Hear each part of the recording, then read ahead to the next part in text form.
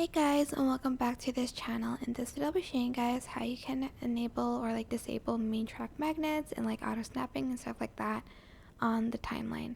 So I'm just going to add a video, and if I move it, try to move it to the right, and I want it to be on the 20-second mark, for instance, or somewhere else, and I can't, I'm just going to have to turn this off. So these are where the magnets and snapping buttons are. So if I turn off main track magnet and move it around, I can simply do that without it snapping to the beginning. So if I again turn it on, it will go back to its original position. Again, with a second video, I'll just show you real quick. Here, if I enabled it, it's just going to snap to its position. I can't place it anywhere else, but if I turned it off, I can put it in another position.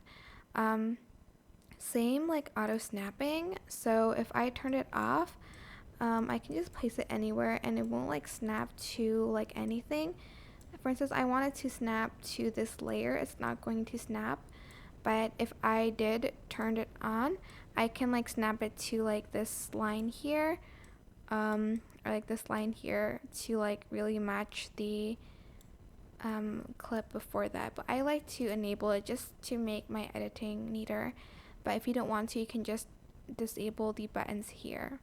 That's it. I hope this tutorial was helpful for you guys. Don't forget to like, comment, share, and also subscribe to this channel if you haven't done that already. If you have any questions, just leave it in the comment section down below and I will try my best to answer them all for you guys. And if you found this video helpful, please click the thanks button above the description box down below. Thank you so much for watching. Bye!